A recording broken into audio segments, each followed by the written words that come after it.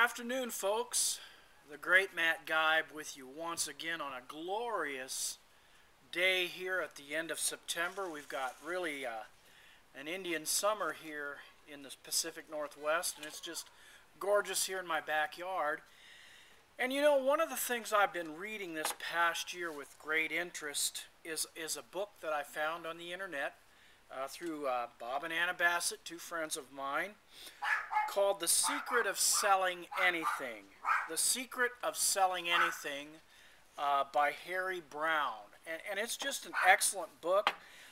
If you Google that, The Secret of Selling Anything, on the internet, you'll find that book, and you can download it for $10.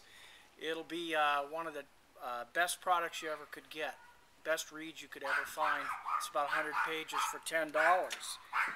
And probably one of the key phrases of the book that really encapsulates everything, and I kind of want to talk about it here for a couple days, maybe a couple videos here, is selling is finding out what your prospect wants and helping him or showing him how to get it. Let me read that again.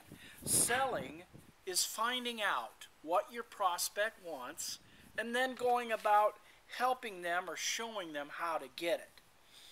And along this theme, Harry Browne suggests 6 possible sales techniques or objectives that you could use. And based on our Tom Big Al Schreider skills, you know, we talk about the MLM skill of the week, networker skill of the week. This ties right in with that, so this will be part of that. I'm going to give you, kind of to help these 6 objectives, I'm going to give you a skill of Tom's that goes hand in hand with each one of these 6 objectives. Today I'm just going to talk about 3 of these objectives. Harry Browne says a way of determining, a good sales technique could be a way of determining more quickly who is a prospect for your business, for your product, and who is not. Determining who is a prospect for your business or product and who is not. One way that Tom does that with the skills we learned, you might have heard me talk about before, is what do you do in your spare time? You could ask somebody that.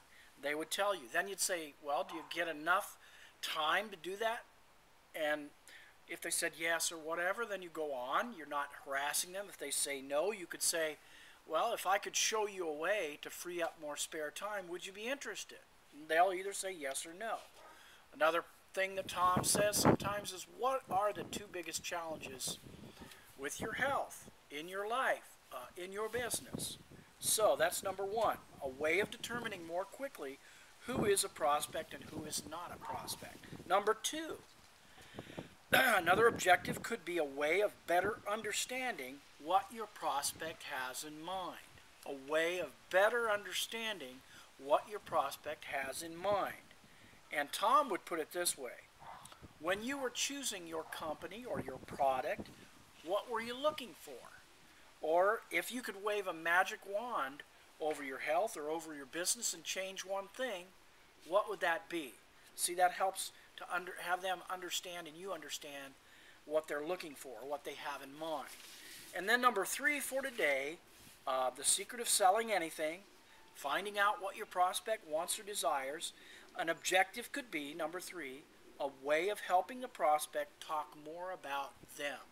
And you know, prospects, all people, they like to talk about themselves. A way of helping the prospect talk more about themselves. Tom would say something like this. Tell me more about that.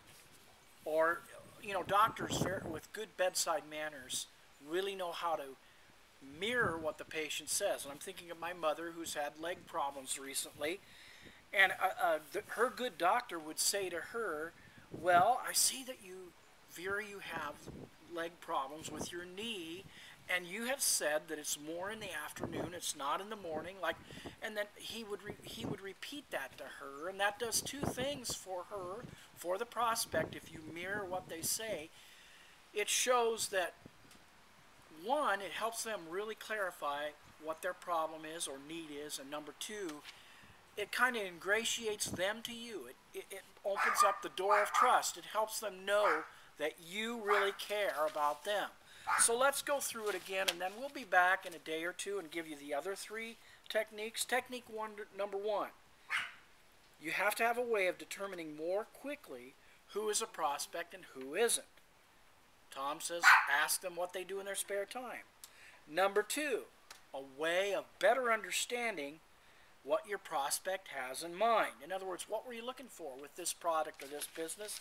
And number 3, you have to have an objective or a way of helping the prospect talk more about himself. Don't we all love to talk about ourselves? Not fire hosing, not pounding something at somebody, but really concern about the person. And that is what the essence of real, I call it servanthood selling, does. So be blessed, my friends. Have an awesome rest of the day. What a wonderful, wonderful day this has been. I'll see you in a couple days. Take care.